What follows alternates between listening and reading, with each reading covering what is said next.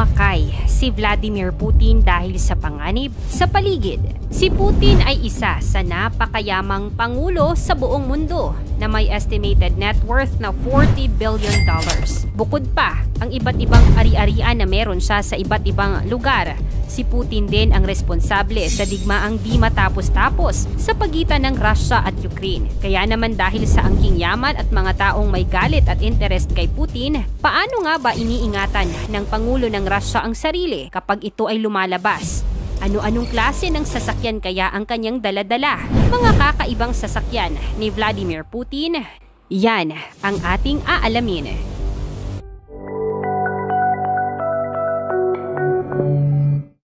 Matapos ang pagbibitiw ng acting president ng Russian Federation, nanalo si Putin sa mga eleksyon noong 2000 na may higit na 53% ng mga boto. Sa paglilingkod ni Putin bilang pinuno ng Russian Federation, nakaranas ng malaking kaunlaran ang ekonomiya ng Russia. Pagkatapos noong Marso 2004, siya ay muling namayani sa eleksyon ng pagkapangulo na may higit 71% ng mga boto. Pagkatapos nito ay hindi na maaaring maging presidente si Putin.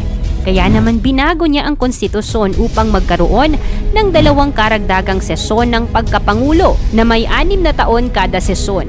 Noong 2012, nanalo si Putin sa eleksyon ng Russian presidency na may 63.6% ng mga boto. May mga akusasyon laban kay Putin na ginamit niya ang kanyang kapangyarihan laban sa mga kalaban noong eleksyon. Muling nanalo si Putin sa eleksyon ng Russian presidency noong 2018 na may higit 76% ng mga boto, kung saan dito magtatapos ang kanyang huling termino bilang pangulo. Ngunit ayon sa kanyang amendment sa konstitusyon, maaari pa rin siyang maging pangulo ng Russia hanggang 2036. Dahilan kung bakit todo protekta si Putin. Ang liderato ni Putin ay isa lamang sa parehong estilo ng mga nakasanayang presidente ng Russia. Kilala ang Russia sa pagkakaroon ng leader na may iron fist leadership o authoritarian. Mga ginagawa niya para makaiwas sa panganib. Dahil sa kanyang naturang estilo sa pamumuno at ugali, marami nang tumangka sa buhay ni Vladimir Putin. Upang maprotektahan ng presidente, meron siyang sariling mga bodyguards. Ang grupong ito ay tinatawag na Musketeers. Sila ay special unit ng Federal Protection Service or FSO ng Russia.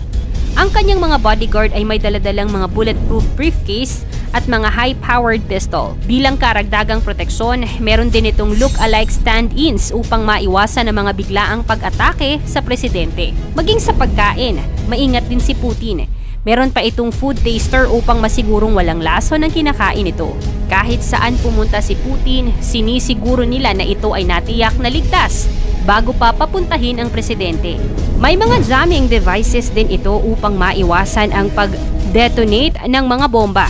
Ang mga teknisyan naman ay gumagawa ng electronic surveillance sa mga telepono at iba pang mga electronic devices sa lugar. Para sa karagdagang seguridad, tuwing nasa labas ang presidente, merong mga nakasunod nitong mga armored vans na may mga military special operators na may kasamang AK-47s, anti-tank grenade launchers at portable anti-aircraft missiles. Sa kabila ng pagtanggi ni Putin, sinasabing meron itong limpak-limpak na mga ari-arian at mga sasakyan. May mga nakapagsabi na meron itong billion-dollar mansion at mahigit 700 na mga car collections, 58 aircrafts at helicopters at mga yate. Una, bulletproof limousine. Noong 2018, opisyal na ipinakita sa publiko ang bagong sasakyan ng presidente. Ginawa ito simula pa noong 2012 at nagkakahalaga itong $192 million. Ang sasakyan na ito ay binabalot ng armored plating at may bigat na higit nasa 6 na tonelada. Ang sasakyang ito ay gumaganan sa 6.6-liter V12 engine at may horsepower na 860. Mula sa sasakyan na ginagamit noon ng huling Soviet Union leader na si Mikhail Gorbachev, ang ZIL-41047, ang bulletproof limo ni Putin ang naging muling Russian-made presidential state car. Pangalawa, limousine. Mahilig si Putin sa limousine. Isa sa koleksyon nito ang Aurus Senat na nagkakahalagang 1.2 million US dollars. Meron itong bilis na higit 150 miles per hour. Hindi maitatanggi ang kanyang pagmamahal sa kanyang mga sasakyan, partikular na sa kanyang mga luxury cars. Meron pa itong Gazelle limousine na nagkakahalagang 160,000 USD. Ito ay espesyal dahil ginawa ito para lamang sa kanya. Meron itong bulletproof casing at anti-bugging. Pangatlo, off-road cars. Hindi lamang luxury cars kundi pati na rin mga off-road cars ay nakahiligan din ito. Isa sa mga koleksyon nito ang Mercedes ML500 na nagkakahalagang 46,000 US dollars at may bilis na 150 miles per hour. Isa pa sa sasakyan nito ay ang Lada Niva 4x4 na may presyong 25,000 US dollars at bilis na 87 miles per hour. Pang-apat, sports car. Mala Fast and Furious naman ang atake ng presidente dahil meron din itong Lada Vesta sedan na may halagang 11,000 US dollars at may bilis na 120 miles per hour. Panlima, private jet. Bilang presidente, mayroon itong sariling eroplano na binansagang The Flying Kremlin. Nagkakahalaga ito ng 700 million US dollars.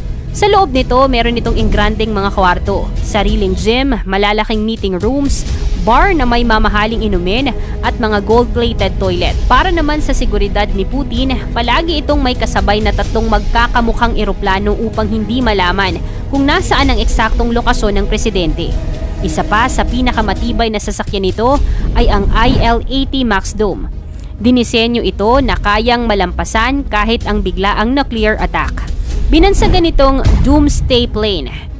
Ang multi-million na eroplanong ito ay may bilis na 530 miles per hour. Meron itong advanced communication suite sa loob na kaya pa rin gumana kahit sa matinding radiation. Pang-anim, big bikes. Meron din itong mga big bikes tulad na lamang ng Harley na nagkakahalagang 20,000 US dollars hanggang 50,000 US dollars.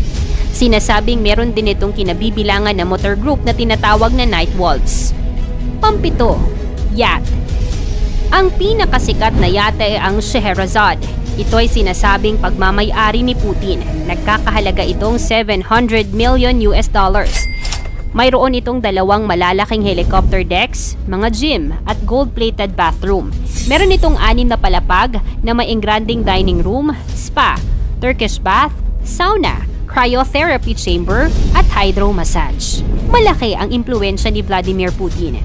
Sa tagal sa posesyon ni Putin sa politika, mas nabibigyang katotohanan ng kanyang karangyaan sa buhay. Ngunit ano nga ba talaga ang tunay na halaga ng yaman at kapangyarihan? Kung isa ka naman sa taong hindi hinahangaan ng karamihan. Matuturi nga ba talagang swerte ang buhay ng isang pinakamakapangyarihan at pinakamayaman? Ikaw, ano ang opinyon mo tungkol sa karangyaan ng buhay ni Putin? Ikomento mo naman ito sa ibaba. Paki-like ang ating video, mag-subscribe at i-share mo na rin sa iba. Salamat at God bless!